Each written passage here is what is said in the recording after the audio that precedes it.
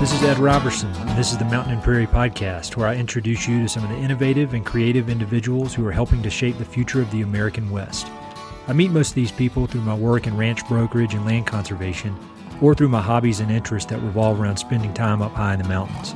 My guests include ranchers, writers, entrepreneurs, conservationists, athletes, artists, pretty much anyone who's doing important work and has an interesting story to tell. My guest today is Nicholas Coleman. Nicholas is a unique, talented, and hardworking artist based out of Provo, Utah, and he paints some of the most interesting and beautiful works that I've ever seen. His primary subject matter is the American West, with a focus on landscapes, natural history, wildlife, Native American culture, and exploration.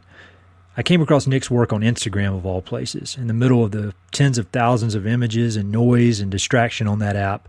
One of Nick's images stood out from all the rest. It stood out so much that I wanted to see more, so I went to his website. The more I learned about Nick, the more impressed I was. He's a multifaceted guy with a fascinating backstory. Nick is not your stereotypical artist. He's a devoted hunter, fisherman, and trapper. And he's also a voracious reader who knows more about Western history than many college professors.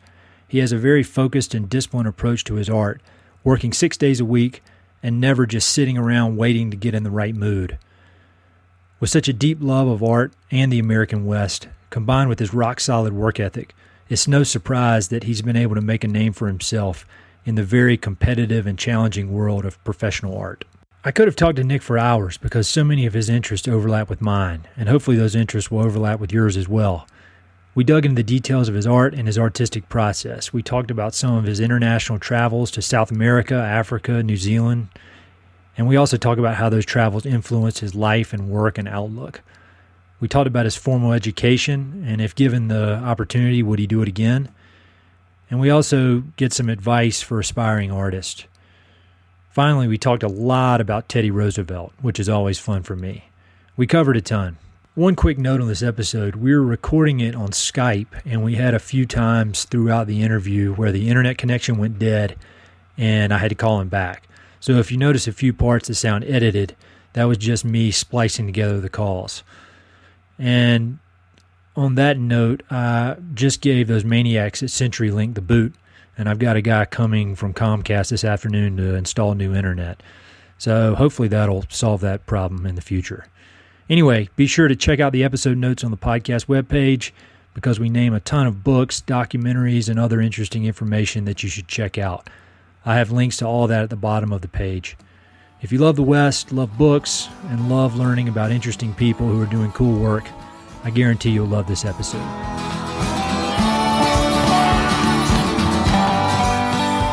So when you meet somebody, what do you tell them you do for a living? How do you explain your work? Okay, so a lot of times I'll tell them I'm a painter or an artist. Sometimes, when you say painter, you get confused with a house painter. And so I have to explain that I'm an artist. And at the same time, when I say artist, I don't want to be thrown in with kind of the hippie kind of an artist, paint when you get in the mood kind of a guy.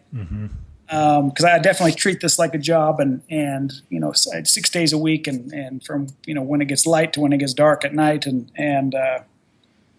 But then I kind of explain them, I kind of paint the history and the heritage of the American West. And I've just kind of grown up with the love of the outdoors and history of the West and history of Utah, where I'm from, and there's such a neat, rich history that just growing up, I read a lot of books and a lot of the old mountain man stories and the early Indians and just kind of fell in love and my dad's a painter as well and I just love the whole aspect of it, the lifestyle and so far it's been working out for me.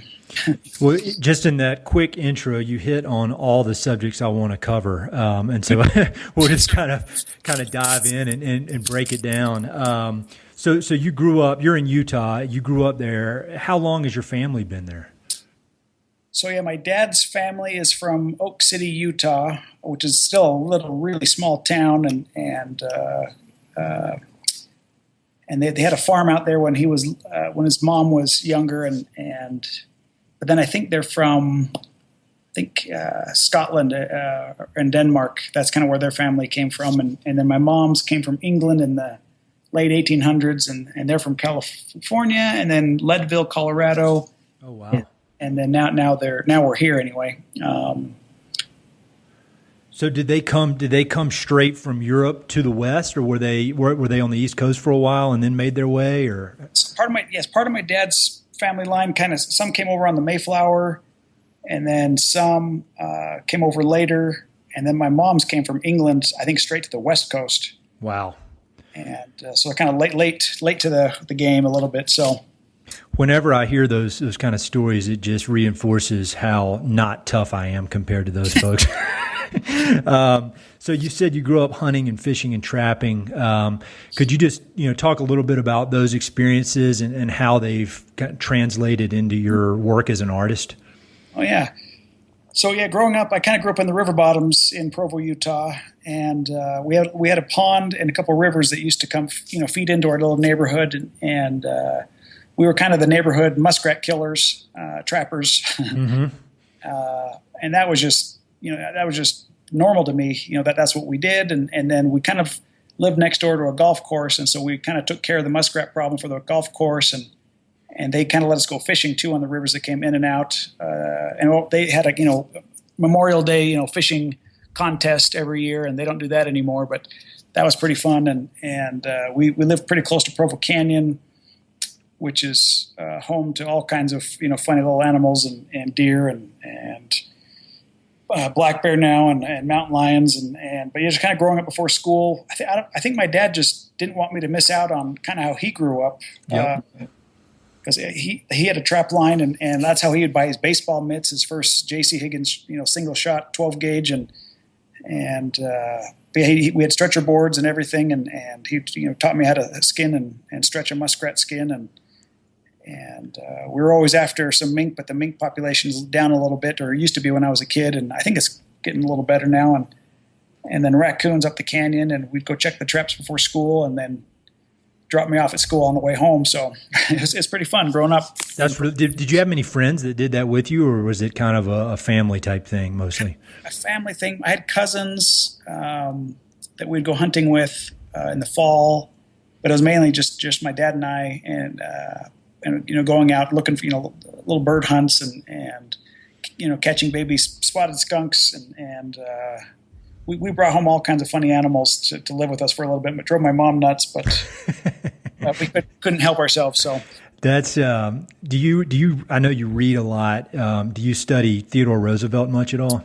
I do. He's one of my favorite presidents for sure. Oh man, we could talk for then. That's all I do is basically read Theodore Roosevelt books. But I just read one. It's a new one. It just came out a few months ago called The Naturalist. Have you heard about this one?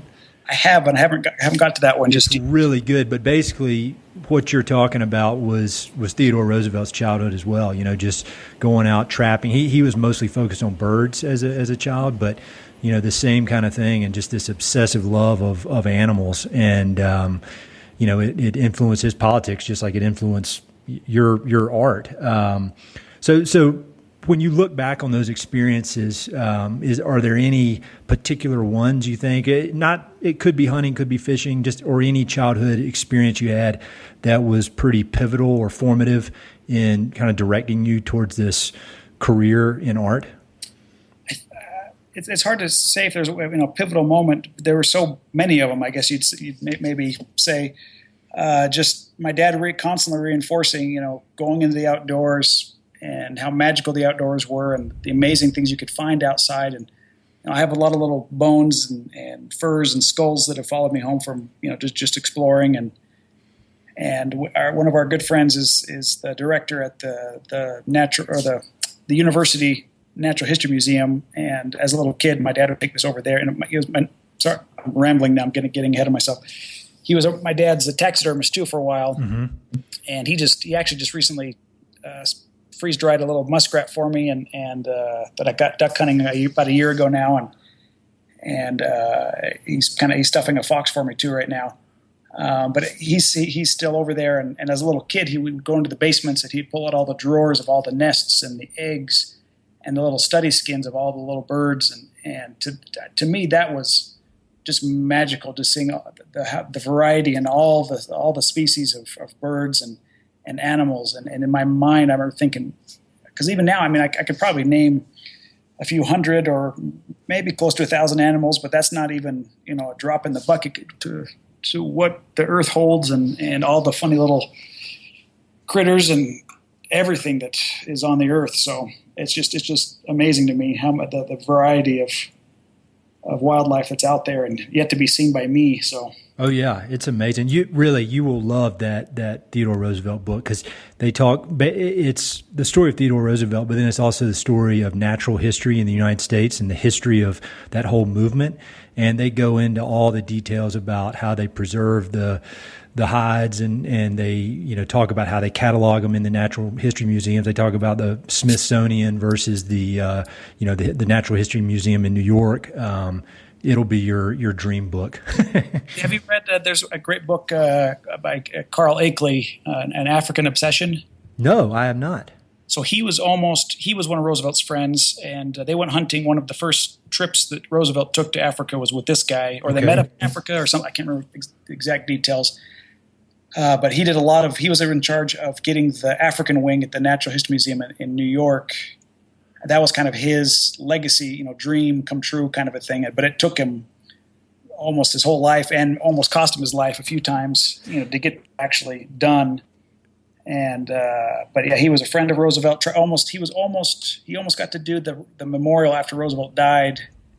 But it was going to cost, I think at the time, like $3 or $4 million. It was some crazy number that they couldn't do. And then I think James Earl Fraser may have got to do it, or I can't remember who got to do it. So yeah, they mentioned that guy. The book kind of concludes with Roosevelt's big year-long hunting expedition to Africa, and they talk a lot about that guy.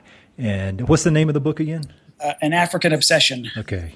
Carl Akeley. Yeah, it's a good read for sure. So I'll put notes on the webpage for this podcast. I'll put notes and links to all these books, because I'm sure we'll mention a few more. Carl Akeley. Sorry, one neat thing about Carl Akeley is, he wanted some mountain gorillas for the museum, and then after he shot one and was on it looking at it, and he was kind of shocked how close to human it was, and then he realized how many hunters were going to come over to Africa to hunt, gorillas. But because of him, early turn of the century, I think probably because of him that they're still alive today. Otherwise, with his early conservation efforts.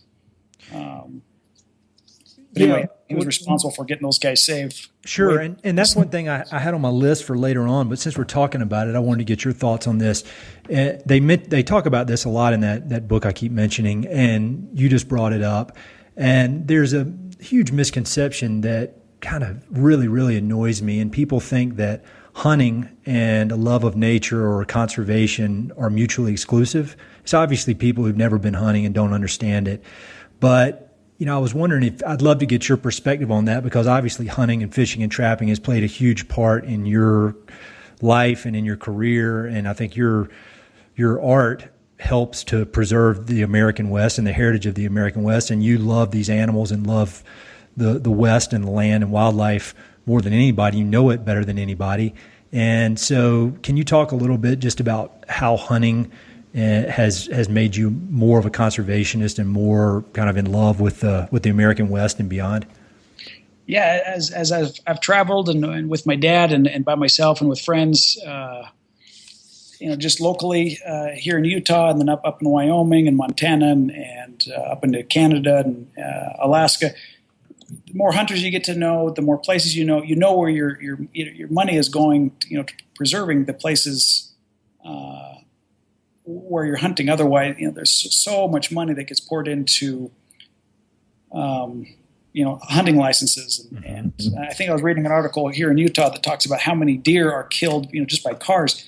The cars alone do a lot more damage than the hunters do, and the hunters are trying to help that so that doesn't happen on the roads. And even in Africa, let's see, how long ago? Almost 20 years ago now, I got to go with my dad to Africa once, to Tanzania, and you run into farmers who are kind of going out into the wild to have their farms. And the animals, of course, come through and eat everything, and they just shoot the animals.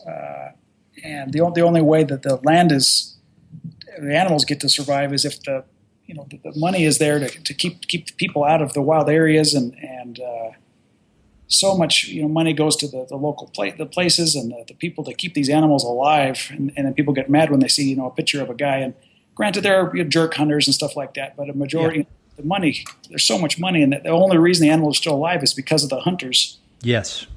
Yeah, I completely. I mean, you look at any species, just focus on the American West, and if it weren't for the hunters, bison would have been extinct, no question about it. And you can just go down the list. It was the same for elk, same for deer, and it was, it was a lot of these kind of wealthy Eastern hunters who had the sense that they wanted to be able to continue hunting and wanted to be able to continue enjoying the West, and so they were able to pull some strings up high to make it happen. Everything from the Boone and Crockett Club to actual government regulations. So I don't know why people can't get that. It's a constant source of frustration for me. My friends and I talk about this, and my dad and I talk about this, and it's weird because it's the same people who I think grow up in the cities, don't get out much, or don't have the opportunity to get out much. I kind of feel bad for them sometimes. Sure. And they think that people who go hunting or like guns are nuts, and I look at people who maybe are drinking and partying on the weekend. I think they're nuts. I agree. You think about the problems with alcohol and drugs and all kinds of other inner city problems, and so many things could be solved if someone took them outside to go camping once in a while and showed them how the other half lives, I guess. Yeah, I 100% agree. Unfortunately, though, it's not even the other half anymore. I think it's like the other 1% or 2% of people actually get out and push themselves hard. So you mentioned your trip to Africa, and then just in doing a little bit of research, I saw that you've spent some time in South America, I think, New Zealand. Can you talk a little bit about how those trips, that international travel, has influenced your outlook and then also your art? Traveling. I mean, what's so funny is you get.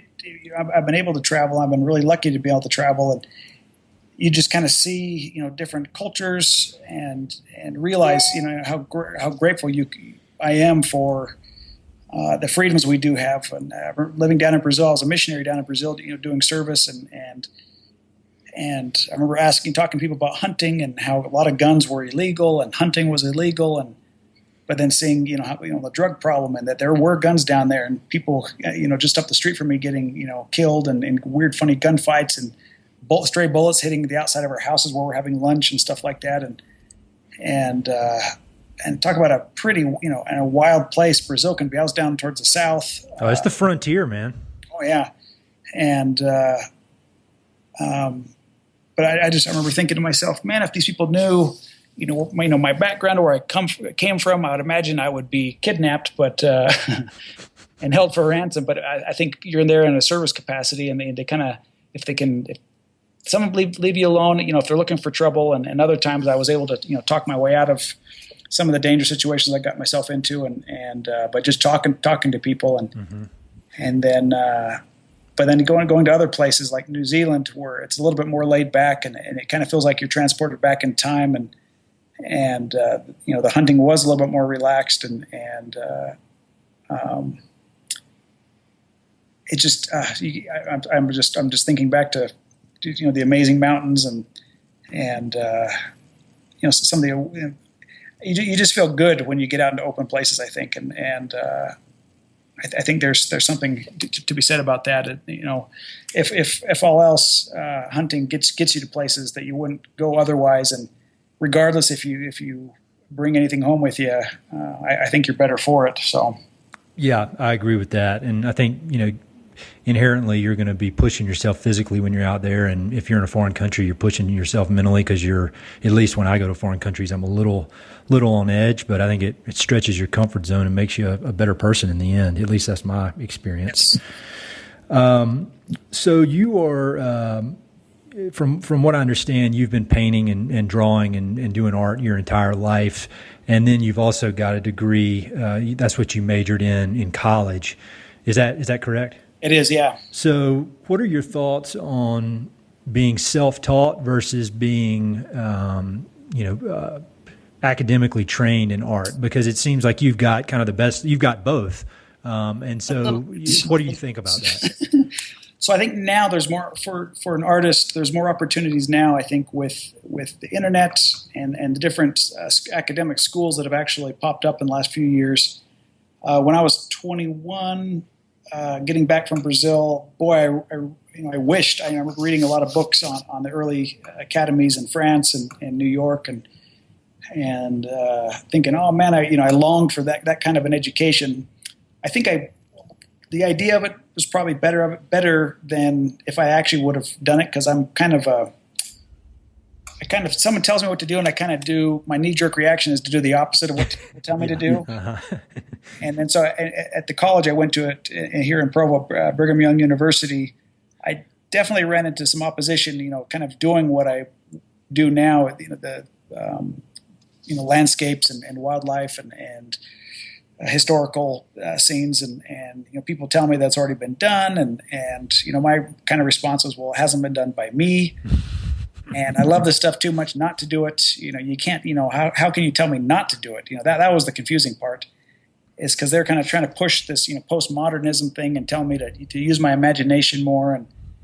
And they didn't really have any examples to show me, which was, as teachers, you'd think that or professors, they would do that kind of stuff. But it was kind of it was kind of, fighting against this weird standard that they couldn't even show me or explain to me. And so I did my best to do what they wanted me to do, and I did their assignments. But definitely growing up with my dad, he was my best teacher, even though he'll say he was, wasn't made for teaching, or he was the worst kind of teacher. But I think a lot of it had to do with, my enthusiasm, and especially my dad, because his was kind of self-taught, and he had a similar experience at the same college until a professor that he actually liked said, "You got to quit, man. This isn't doing you any favors." And did he quit? He quit, yeah. Wow. And then my mom, she told me, she goes, "You have to go." She goes, if you finish, I'll let you do whatever you want to do. And so that was kind of that's what I had to do. So I went every term and semester, so I was done in about 2 years. And, oh, nice. And I think if I had stopped, I probably wouldn't have gone back. So, do you think it gave you a kind of a good, I don't know, like a base level of knowledge that you don't even really know you have now? Or was it, are you glad you went, or do you think would you do it again? Right now I wouldn't do it again, but but it probably did do me good in that it focused me. When people tell you can't do something, and then like I said, my reaction was, well, yeah, I'll show you.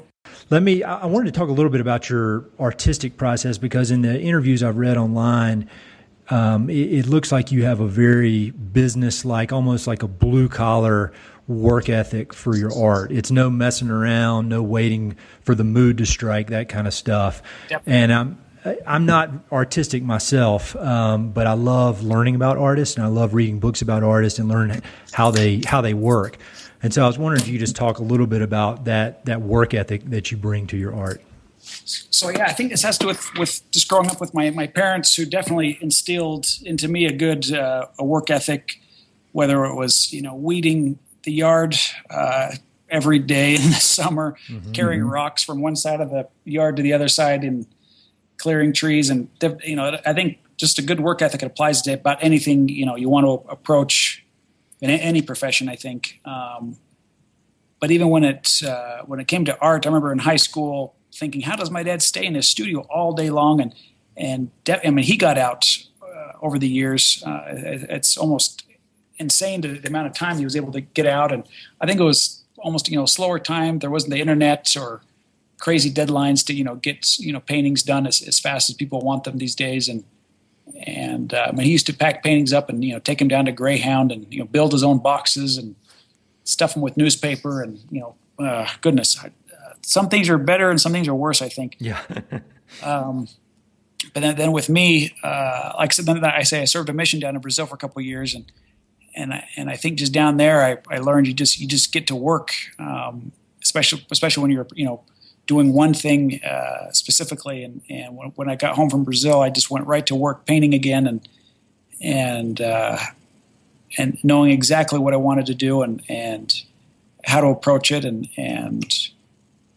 even at first, I just kind of painted a few small paintings, and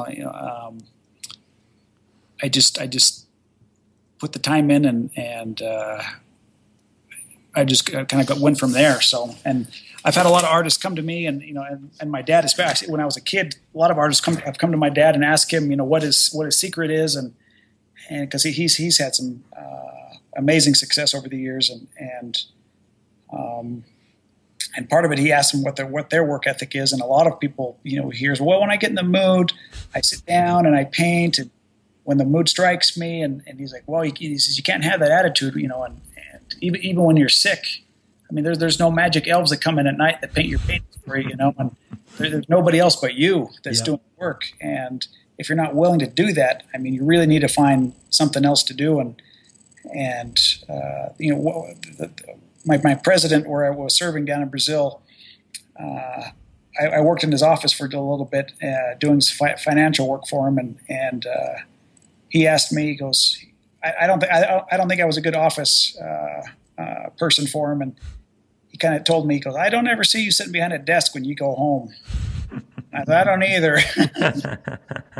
And work. I have a hard time working for somebody else, I think, and that aspect of it as well, and because they different people that were in charge of you telling you what to do, and I always thought I could do it better, and for the most part, I still think I could or can, but yeah, I think you just with everything you just gotta buckle down and treat it like a real job. Otherwise, no one else is going to do it for you. I read a quote. It was some author, and I can't remember who he was, but he said that he only writes when he feels inspired, but luckily inspiration hits every morning at 9 a.m. Yep. I think I've read that one. There's some place too. Yeah, that's a good one for sure. There's a good book, I bet you've read it, called The War of Art. Have you read that by Stephen Pressfield? No, but that sounds familiar though. Oh man, you'll love it. I'll send it to you as a thank you for doing this. You'll love it. It's all about that, just about how you have to, whether you're doing art or you're, creating anything. Anytime you're creating something, you just have to get to work. You just have to sit down, get to work, and you'd love it. I'll send it your way later this week. So. What does your typical day look like? I mean, what do you have a certain time that you start every day, or how does that work? Before family, before little kids, I definitely used to get up fairly early and get right into the studio, and a lot of it was looking through books, looking through my photographs, answering emails, stuff like that.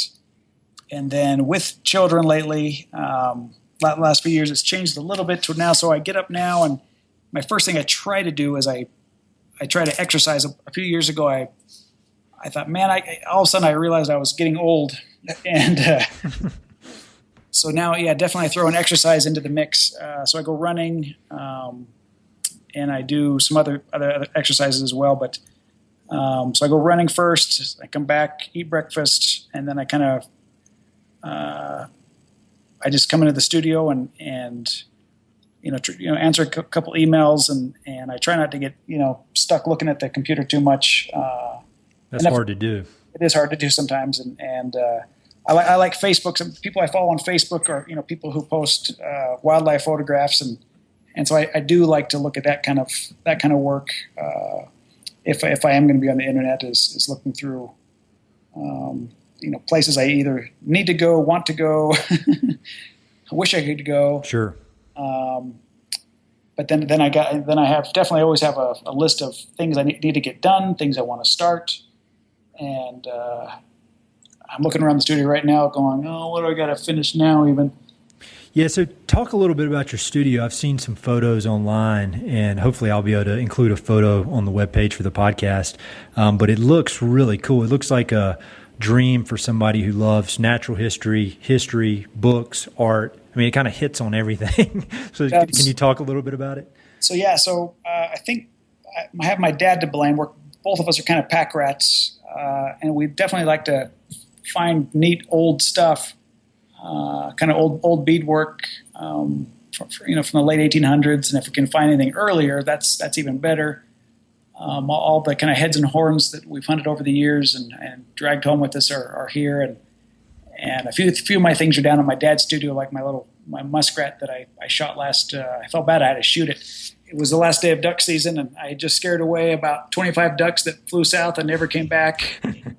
And I saw a little muskrat waddle out and, onto this frozen pond. And I'm like, well, he's a goner. And he's living forever though in the studio. He's a lot more famous than he would have been. He's good. He's good looking. So, I'm glad I got that guy. And I tend to paint, in my landscapes, little muskrats always make their way into my painting. So hopefully he's immortal somewhere along the way. So you obviously love history.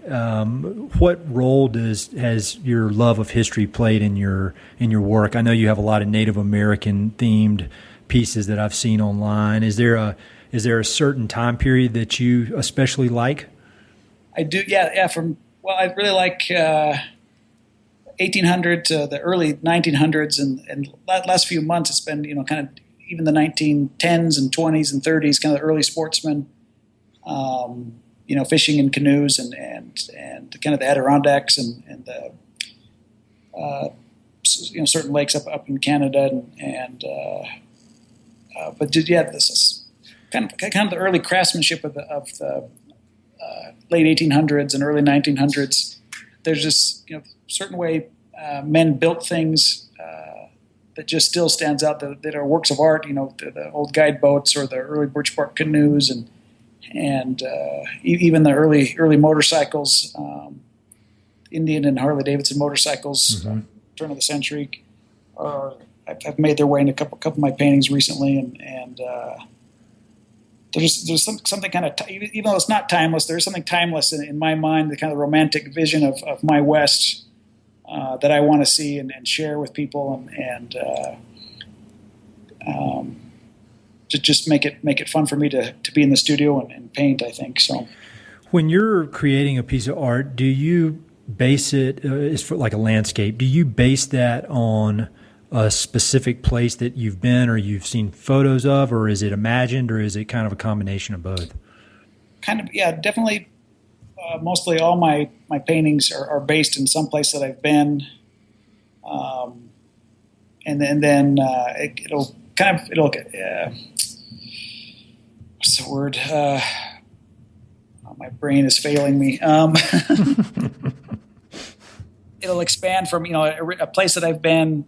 Then I'll go to a sketch, and then I'll pull up photographs from my trip, back in the studio, and then whatever what I want to see in that's kind of where my imagination will change it a little bit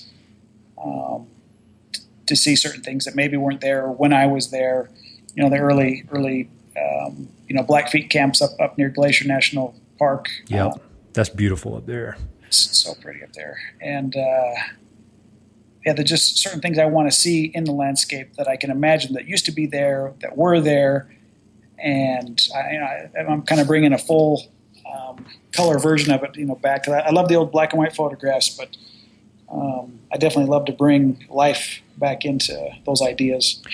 Yeah, again, I'm not an artist, so I don't even know the right words to describe it, but I came across your work on Instagram of all places. I think Filson, the outdoor company, I think they had featured some of your work. And, on these social media things, there's just so many inputs, and you're just scrolling through, and half of it doesn't even register. But I remember when I came across, it was one of your landscape pieces, Native American piece, and I just froze it, and I stared at it. And it was the colors are what drew me in. And then when you look, the level of detail that you are able to do without it looking like a photograph, it's still it's very artistic.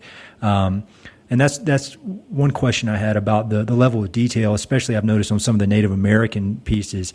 Did that take a lot of research to figure out how to paint those people so that it is historically accurate? Definitely.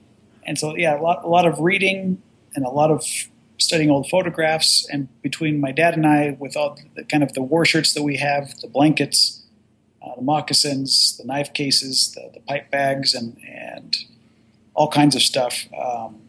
We've been able to, for the most part, to recreate it as historically accurate as we can. And there's a lot of other artists that will do it. There's always that kind of stereotype. The charging Indian or fighting cowboys and Indians. And, sure. And the kind of what I think my dad and I like to approach and see is is kind of just the restful living part of the West. Where surviving or back in camp with your campfire and just living the life, and it's not a wild and woolly life, even though I like that aspect of it too. Just because the West was such a harsh place to live, or used to be anyway, but I think through our own experiences, camping and hunting, and you do kind of get a sense and reverence for how life was lived, and then you just kind of again share your enthusiasm and passion for that and that way of life. And I think that's why people like it and are drawn to it is people that actually do get out and go hunting and have been out to some of these open places. They kind of, and I've heard this from a lot of people, and this is what kind of makes me feel good, is it's not that they're complimenting the art, is they kind of say, oh, it feels like I've been there before. It looks like I could walk into that painting, and that those are the kind of compliments I like to hear, because we're kind of kindred spirits, and it just makes it feel that much better, like I'm doing my job right. Yeah, well, it drew me in, and again, I appreciate art, but I don't know it on a real deep level. But the minute I saw yours, and then I went to your website, I was thinking, this guy's interests overlap with mine about 100%. As far as back to the Native Americans, if you had to recommend one or two books, if somebody doesn't know anything about Native Americans in the West and they want to get a good overview, do you have any good books that you would recommend? Yeah, let me see. I might even have them right here next to me. Actually, there's one. Let's see. It's called. There's kind of one. Okay, this is right behind me. 1 second. Grab it.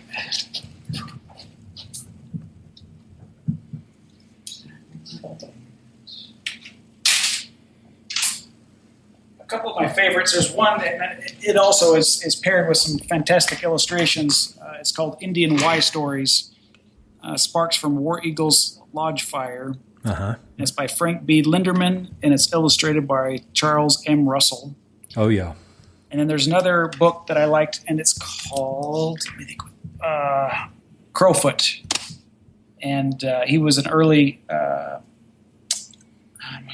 think he was one of the chiefs of the Blackfeet Nation, and he had an interesting vision of the white man coming to the West and kind of devouring what used to be the West. So he had kind of had a prophetic vision of what was going to happen, and he was trying to kind of get along with the white man, and as opposed to fight him, because he realized how many they were coming from Europe. Mm-hmm. And but that's also an interesting read as well. That's great. I hadn't heard of either of those. That's exactly why I ask. If you had to look back at your art, say over the last 10 years, are there any changes or what changes have you seen in your art that you may not have guessed were going to happen 10 years ago? Let's see.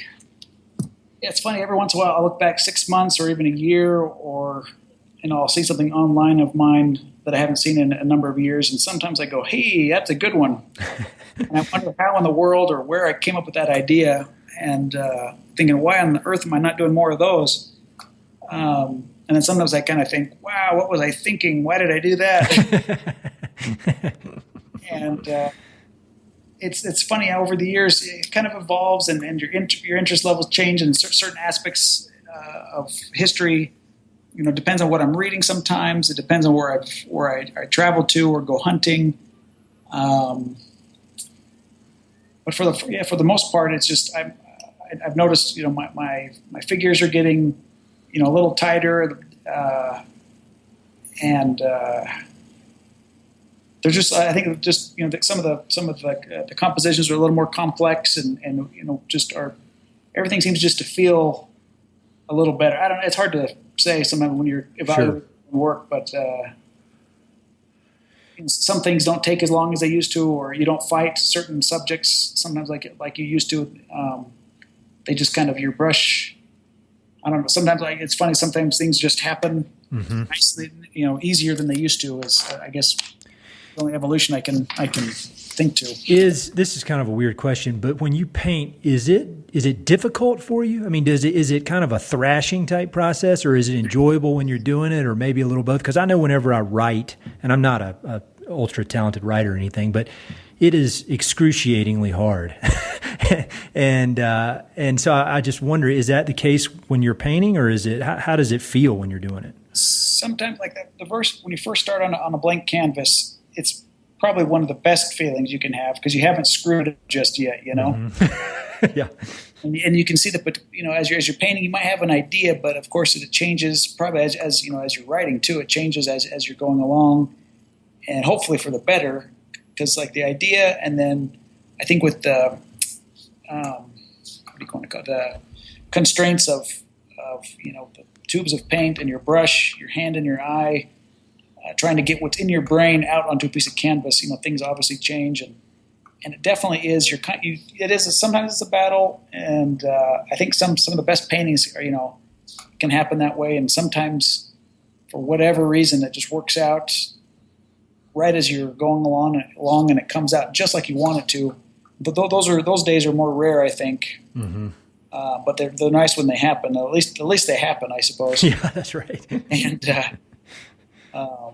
And I'm working on this little horse and rider right now, and in my brain I'm like, oh, these will be they're 9 by 12 inches, and I'm doing a couple for a show up in Jackson Hole pretty soon, and I'm like, oh, these will take me no time at all, and for whatever reason they're taking me so much more time than I wanted them to. Yeah. Again, I'm not even close to being on your level as far as any of that, but that's how it is with writing. I mean, it's just sometimes it comes, sometimes it doesn't, but you appreciate it when it does come. So you've obviously embraced technology. That's how I was introduced to your work. What are your thoughts on technology? I mean, obviously, I think it makes it easier for the word to spread. But do you think net positive, net negative? What do you think? In the long run, it probably is positive, but it sure is frustrating. Mm-hmm. Because it kind of feels like if you're not participating, then no one knows who you are. Yeah. It's easy to get forgotten. Like even my dad, my brother and I kind of try to keep up on his website and keep him current and relevant just because, when he was really current, popular in the late 70s and 80s, it was, all word of mouth, but there wasn't the internet. There wasn't, there was, some of the magazines were advertising, but my dad, he could almost sell his paintings as fast as he could paint them. And it's not like he was even trying to do that. But now, and I think he was one of the only artists doing what he was doing, kind of in the Western genre. And now, his competition and my competition, holy cow, there's so many other artists. I go up, up to Jackson Hole, or I go down to Santa Fe and even New York to, some of these shows, and I see the galleries, and I see all of the artwork you have to wade through, and I go, oh, and I'm one of these people, So that aspect's kind of frustrating. But like I say, if you're not constantly keeping up, say with Instagram or Facebook or whatever, you can get forgotten pretty easily. And when I first got kind of started, and I was thinking my galleries would do more of this, and a lot of times they are responsible for advertising and their client getting the word out about you to their clientele. And I think in this day and age, if you wait around for anybody else to do your job or to spread the word about you, you're going to be waiting a long time. Yeah. And so I try to help my galleries as much as I can, and I do on my own do as much as I can, because I think if I waited around for other people to do something for me, I think I'd be waiting a long time. So sure. That's where technology comes in handy. But then my wife and we just upgraded to new phones, and I think I had a headache for 2 days just trying to upgrade these stupid things. Try to get rid of photographs so the new phone could fit in the old phone, and oh, geez, it'll drive you nuts if you let it. I think your morning routine though of trying to being very mindful of not getting sucked into it, because I was reading a book the other day and they were talking about it, and they said they've got teams and teams and teams of people with PhDs in psychology trying to figure out how to make that stuff as addictive as possible. So you're swimming upstream to keep it out of your life or keep it under control. I don't know why I even clicked on it. Speaking of being totally distracted, it's up. It was one funny thing says what you don't know about deodorant and why you should know about it. They got you. And I remember reading somewhere a long time ago that something about aluminum and deodorant, you don't want to do it. And I'm like, oh, I wonder if I said something about that. And I'm pretty sure this whole stupid thing was to buy more deodorant. It was, did you know that you should put deodorant on more than 2 times a day? And then you go, uh-huh. And I click the next one and it says, and you sweat at night too. I'm like, uh-huh. Yeah, they know what they're doing, man. I'm done. This is stupid. They're trying to get me to buy more deodorant. There's no way I want to smell like an Old Spice guy forever. Jeez. Oh, man. So one of my passions is land conservation, particularly in the American West. And I do a lot of work with land trusts here in Colorado, helping them kind of manage the conservation easement process. And I've found over the years that when you tell people that you work in conservation means a lot of things to a lot of people, and nobody's necessarily wrong. But you think about down in Brazil, conservation could mean saving the rainforest or saving some certain species, and out here it can mean anything from saving working ranches to turning places in nature preserves where no human can ever go. So what does conservation mean to you? So over the years, I've been able to help with, there's one up in Montana, but the guy that started it was Doug Seuss. It's called Vital Ground, and it was to acquire wild land for grizzly bears, and to kind of create a bigger habitat for grizzly bears, in my early 20s, I was able to donate art. They had a fundraiser, and they were able to raise art or raise funds through the selling of paintings and other things to help raise money for land for grizzly bears, and that was kind of my first foray into land conservation, and it helped with wildlife as well, but I think a lot of it, even when we start working with different people, and I think if you're just made aware at least that these things happen, they exist, I think it can help people understand that there is a need for it. And like even Teddy Roosevelt, I remember standing in line at the New York History Museum or Natural History Museum in New York and reading, some of his quotations about conservation and how important it is, and it's neat to see how he especially saw into the future and saw the need for it and saw what was going to happen without it. Mm-hmm. And but just knowing of him too at an early age, kept my eyes and my mind open to being able to at least try to help. Try to save land for future generations and future animals that needed more help than that they weren't getting otherwise. Because what can they do for themselves really?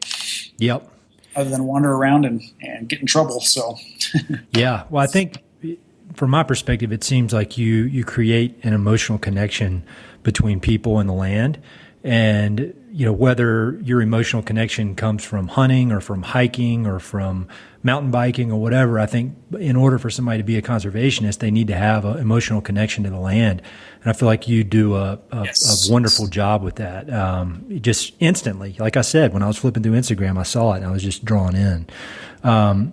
Speaking of Theodore Roosevelt, just to go off on a side note here, what are your favorite Theodore Roosevelt books, if you were to recommend books for somebody who doesn't know much about him? A good one. My wife I was driving her nuts by being excited and telling her stuff after every day I was reading it. And she's like, "Really? Are you going to teach?" Our wives could start a support group together on that. Oh yeah. And I think there was a Theodore Rex was a good one. Yeah. And because that was a pretty good overview. And then what was the other one just called? Teddy Roosevelt? The first one? Yeah, The Rise of Theodore Roosevelt. That one. There we go. Yeah, that's the one I always recommend.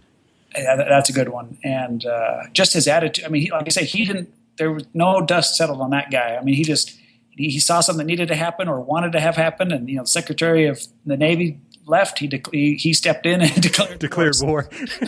Yeah, yeah, I love that story. We and Yeah, that's what I really admire about that guy is that he was born into a privileged situation, but he did not waste a single minute of his life. No, yeah, for sure. He read a book a day, which is insane. That is insane. Yeah. So as far as going back to conservation, are there any specific lessons that you're teaching your children about conservation, or are you kind of doing the same thing that your father did for you, just getting them out and creating that connection between them and wildlife and nature and the land? We definitely do that.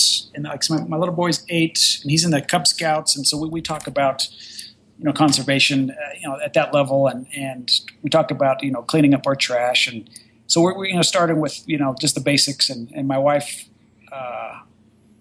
is a little bit crazy when it comes to recycling, and so she always is telling the kids not to throw away certain things, and telling me not to throw away certain things, and Yep. So they're getting nailed from both angles, Cub Scouts and their mom. So that's good. That is good. And so I'm sure you get approached by young artists or aspiring artists all the time who would love to kind of emulate your success. Is there any advice that you give those folks, kind of standard advice? I would guess there's the artistic advice, and then there's kind of the practical advice about the work ethic and really putting in the time. Do you have any advice for anybody who's listening who's trying to make a go of it at art? So I think, so when you're choosing, say, a subject, I talked to a guy in L.A. once at an opening, and he's like, "Oh yeah, I'm going to do this full time now." And I said, "Well, what kind of art do you like to do?" And he goes, "Well, I'm going to start with landscapes because you kind of have to do that first." And I said, "Well, what do you want to paint?" He goes, "Well, I want to paint this," and I can't remember what it was. And I said, "Well, paint that." He goes, "No, I got to start with landscapes." I said, "Well, do you like landscapes?" He goes, "No, I hate landscapes." I said, "Don't do that." I said, "Because people will notice that either you're bad at it or that you hate it." And I said, "And it'll drive yourself nuts." I said, "Do what you want to do, and do it better than anybody else." And I think that applies almost to any kind of job you want to do, is find something that you absolutely love and do it better than anybody else, and only do that thing. And like I say, do all that you can to make sure that people see that you're doing it. And then if it's art related, try to find a gallery that has maybe that you would feel good hanging, look against other artists that are in that gallery. And then again, if you make it into a gallery, don't think that, I've made it into a gallery. That's the other misconception, is people go, if I could only get into a gallery, then I'll have made it. Mm-hmm. That's the first step. And then the next step is to make sure that you're kind of the squeaky wheel, and working with your gallery owners and making sure it's as easy for them as possible to sell your work, and make sure that you're nice to them, because otherwise you're gone, and if you're a jerk, they're not going to talk about you, or they're not going to help sell your artwork because they remembered that you were not very nice to them. But again, that almost applies to just about anything in life and jobs, and you just have to buckle down and do your best, for sure. So sure. I think that advice about being nice is so often overlooked, but I think it's so important. If you're a jerk to people, that's just not going to get you very far.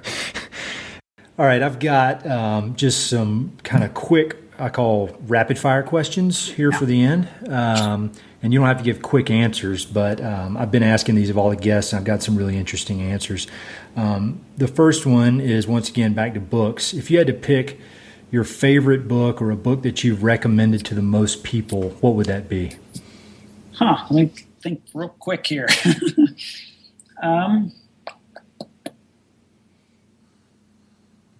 Hard. Let's see. I'm trying to think here. I'm looking around on all my books. That's a very hard question. I don't know how I would answer it. That is a hard one. I think the most interesting book I've read lately, too.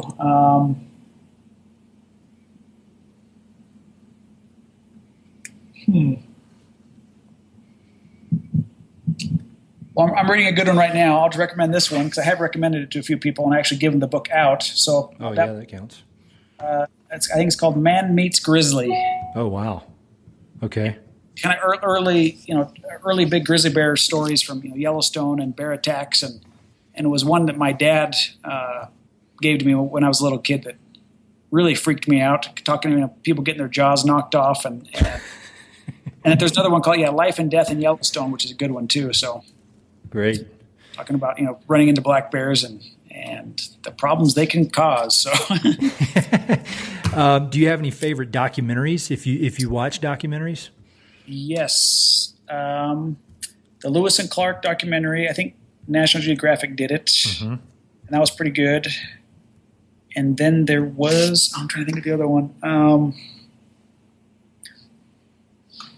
The one about Wild Russia is fantastic. I think National Geographic did it. What's the other one?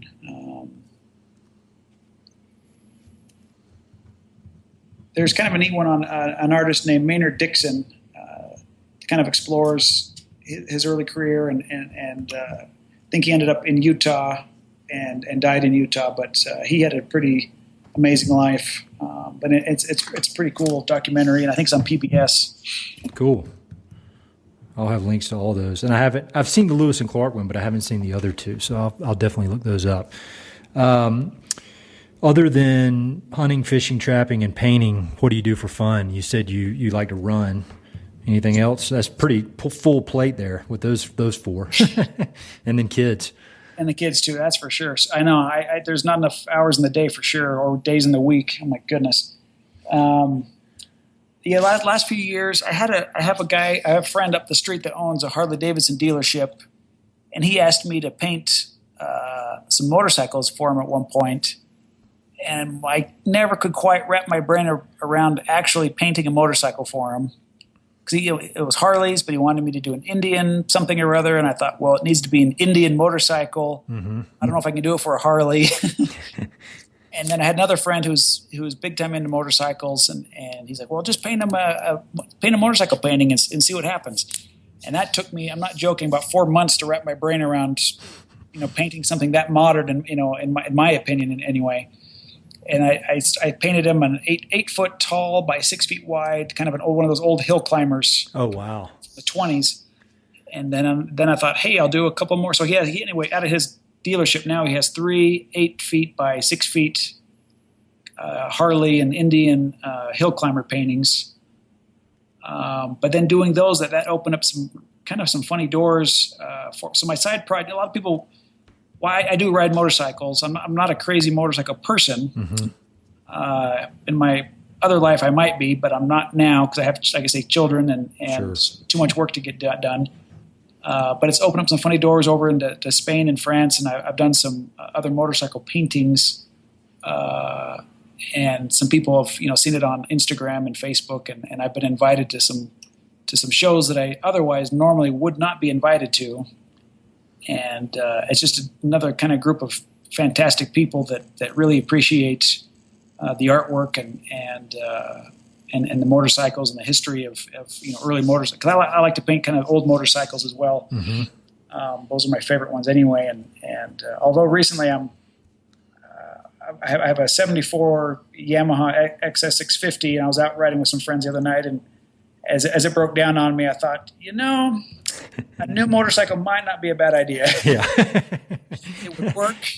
I probably wouldn't die going downhill, and I'd be not on the side of the road right now. So there's that part of it. I'll tell you, if you're looking for a cool motorcycle documentary, there's one called Long Way Round. Have you heard of that one? Yes, that is fantastic. God, I just love that one. That's just I just figured that guy was Ewan McGregor was just some Hollywood actor, but he's a tough guy. There's no way you can fake that adventure. I mean, that's the real deal. When he starts, it was funny watching him start out. When he was having a few of his wrecks and getting gasoline in his eye, and all these horrible little things were happening to him. I thought that would be me. I would be the guy falling down, getting gas in his eye, every dumb little thing happening. That would be for sure. I'm that guy that always has something screwy happening with him. So. Oh yeah, he learned the trial by fire there. Oh yeah. And so in all your travels throughout the West and throughout the world, is there one event that was the craziest thing that ever happened to you? It could be scary, it could be funny, just the most memorable crazy thing that's ever happened to you. A good memorable thing that happened to me. I was hunting with my dad up in Alaska in 2001, I think. And we flew in, it was the Stony River, Alaska, and we flew from, I think it was Anchorage to Lake Clark, and then Lake Clark to the Stony River. And then we took another little plane and landed up a little valley, with big, Alaska's fantastic, these big, giant, brand new mountains. Mm-hmm. And we landed up this little valley, I think called Tired Pup Creek. And it was this little creek, winding down out of the mountains. And we landed kind of in a rocky riverbed and we're moose hunting and black bear hunting. And we're there for about 3 days looking around and realizing there's not that many animals. And the weather on the second and a half day started coming in and it started raining one day and we had our hip boots and we're wading through this river, and it was about 2 feet deep at one point, and we made our camp in the middle, kind of where the river divided. So we're kind of out in probably a 7-8 foot island, mm-hmm. tall. And we had spotted a black bear, so we're hiking towards it, and the mountain's straight up, and my dad couldn't make it, so he stayed down kind of below, and we're hoping to use him as we got up higher towards the black bear. He could, in the binoculars, we're hoping he could point, either to the left or the right. Yep. But as we got up, we realized we couldn't even see my dad anymore because the mountain was so steep it kind of curved, and he's at the bottom, and he just completely disappeared. And the weather kind of came in, and it was just a torrential downpour, and we kind of hid under a rock, and me and the guide are just kind of eating Hershey bars and hoping the rain is going to pass, and we couldn't see anything, let alone a bear. I mean, it was the clouds had come in, the rain had come in, and we're sitting under in a crack under this rock, and we're hearing other things crash down around us. And my guide kind of goes, if this rock starts to move, we got to move quick. So what are you talking about? He goes, all those noises. He says, are you not paying attention? Those are rocks, just like this one, tipping over and rolling down the hill. I'm like, oh my gosh. Okay. And then we looked for the bear just a little bit more, and he was calling in. I remember him using the radio to try to call the airplane in, and we couldn't get a signal through. And we're soaked. We better get back to camp. And it's starting to get dark. And we go down, and the river that we had crossed that was 2 or 3 feet in the morning was now up to the almost top part of our hip boots, and we're holding a stick, and he's kind of helping me, cross the river a little bit. And we stop at one point, and a whole tree floats by us, with the tree stump out. And we're like, wow, this is getting deep, all right. And then we kind of go back to camp, and my dad was, telling us how he was worried about us,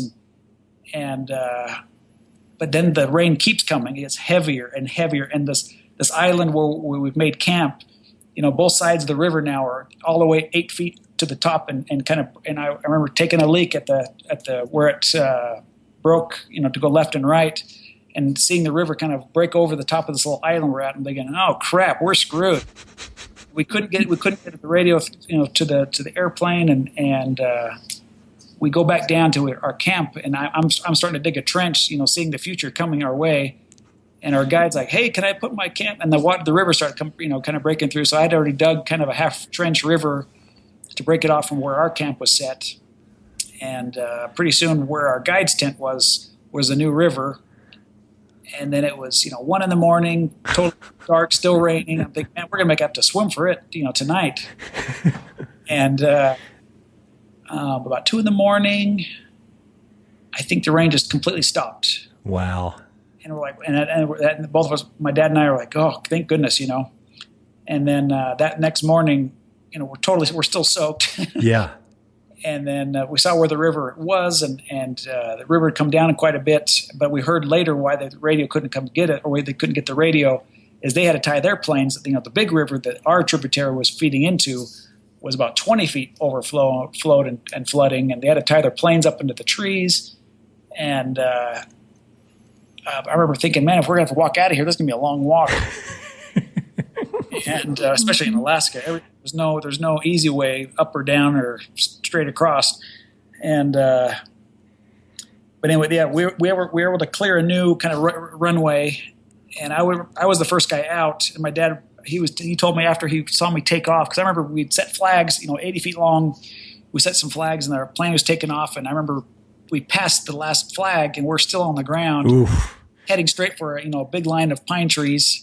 Yeah. Take off, and then slowly turn to the side and make it around the trees. And my dad's like, "Oh man, if he dies, my wife's going to kill me." or his mom's going to kill me. And we made it out okay. But that was probably the one time that we've never shot anything on a trip. But yeah, weather, I mean, Alaska, that's the thing is I think there's always, there's no magic answer to hunting, or there's never a guaranteed animal. And I think part of it is you got to put your time in, and eventually the universe rewards you. So Alaska is an amazing place. The scale, I've been up there twice, and the scale of the mountains is hard to get your head around when you're used to the mountains around here, which are big. You get up there and you see those mountains, you see a plane fly by, and you're like, oh, now I see how big those mountains are. I mean, it's amazing. Yeah, that is quite the adventure there. Yeah. Mountains are amazing too. My goodness. Yeah. So if you had to pick your favorite location in the American West, I don't know the answer to this. I don't have one. But if you had to pick maybe one or two, is there a certain place you would pick? Just anywhere that's important to you. I think the Yosemite is pretty fantastic. I think you're the third or fourth person to say that, and I've never been there. So I was able to go there once a few years ago, and it was early April, so there's still snow and rain, and not too many tourists just yet. And holy cow, I thought, this is in America? Are you kidding me? Mm-hmm. And I've been to Switzerland and the Alps and different places, and those places are fantastic. But Yosemite's just right here, And yep. Turn of the century, there was an early campaign for tourism. See America first, and I'm on that bandwagon for sure. So they almost need to do that again. I agree. Another place, not so much in the West, but another place in America that is fantastic and I think is overlooked quite a bit is the Adirondacks in upstate New York, and the lakes and just it feels like you're going back in time still. Some of the camps that are up there still, and the lakes and the little small towns, to me, we stayed on Brandreth Lake, kind of up by Long Lake, and we had a couple guide boats, and we went out in the early mornings when there was mist, out on the lake, and just explored a few of the islands, and holy cow, it was magic to me. So I definitely recommend that place. Cool. So final quick question is, what do you think is the biggest challenge and opportunity facing the American West in the near future? That's a good question, because I think there's a lot of problems that face it. I think a lot of it is being able to explain, the West and kind of the outdoors to a new generation that is, so obsessed with technology, as good as it can be. I remember I was in Japan last year for a show, and I was riding the train, and it was very bizarre and interesting to see that a lot of the younger people were all on their phones, and it was the immediate world was right, within a foot of their face. And it seemed like that was the only thing that mattered was, what was right in front of them. Everyone's head kind of down, looking at their phones, and I see that trickling into American society, and it's almost I don't think I'm that old, but I must be getting old, because it's all this newer stuff, and the kids that are what their interests are so foreign to me. Mm-hmm. That's what I worry about. And I was up fishing in Afton, Wyoming just a few weeks ago, and with a friend that does some. There's some deer running through my backyard right now. That was really? Yeah, that was pretty cool actually. Nice. So, so yeah, he does some. He's a property manager for the Bass Pro Shops guy, John Morris, and he built a big pond for him. He's done some rivers for him, and he was showing us the property, and I was thinking, holy cow, this is fantastic. This is like the dream right here, man. And he goes, he loves Wyoming. He says because it takes him 2 or 3 weeks to get permits to do anything with the water, the rivers, and he says back in Missouri it takes him almost 2 years, or I can't remember, it was 2 months or something crazy, to get the certain permits he wants to be able to do what he wants with the land. And he says he's worried, in 5 to 10 years, here comes a little buck. I can't walk into my little tube. That's awesome. It's really cool. And the velvet still, it's really cool. He says he's worried in the 5 or 10 years, he says all the liberal weenie kids, in his words, are going to start making laws and make it even more, even harder to do fun things in the outdoors. He said they're going to make so many laws that it's going to be impossible to do anything fun outside. And my friends and I have seen it when it's come to shed hunting. Now you have to take a little course to shed hunt, and it's a $2 tax on it kind of thing now. And I mean, anything that's remotely fun to do in the outdoors, they want to make you pay for it. And it's just as if they're not nickel and diming you already for every other stupid thing. And I think we're regulating our way out of any kind of fun, and it makes people kind of go, I don't want to worry about it, and so they just don't do it. Sure. And I think that's what I see happening in the next 5 or 10 years. Yeah, that's all very good points, and nobody else has brought that up actually. So those are really good points. So next to last question, if you could make a request of the people listening to this podcast, what would it be? And the people listening to this are just basically anybody that's connected to the American West, everybody from ranchers to conservationists to artists, writers, and everybody in between. I'd give advice to myself as well as just whether you think you have time or not, just get outside, no matter what. And spend more time outside, I think, because I don't think you'll ever regret that, and ever. So that's good advice. That's the whole reason we live out here, Definitely. So how can listeners connect with you on the internet, social media, all that kind of stuff? So yeah, I have an Instagram account, which is I think what I mainly share my what I'm up to on. So Instagram is Nicholas Coleman Art. And then I have a website that's connected to that as well, and it's just nicholascolemanart.com. And then Facebook, and then I kind of do Twitter, but not really, so I wouldn't worry about that. Got it. Great. Well, I'll have links to all that. Well, thank you so much for taking the time to do this. It was very, very interesting. I'm sure we could talk for a few more hours, but thanks for taking the time. I know you're really busy.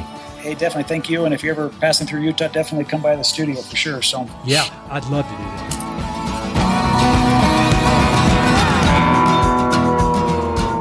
See what I mean? I told you he was a really cool guy. Thanks so much to Nicholas Coleman for taking the time to chat with me. I thought that was a great conversation, and we really covered just about everything that I find interesting. I was also glad to get his book recommendations. It's very rare that I hear about books that I've never encountered before, and almost all of his recommendations were new to me, so I'm very excited to check those out. Thanks to all of you for listening. Again, if you have any ideas for future guests or feedback or anything else, don't hesitate to reach out. All my contact info is on the Mountain and Prairie website, as well as all the social media, Facebook, Instagram, all that kind of stuff. Thanks so much for listening. Thanks for your interest. I'll talk to you soon.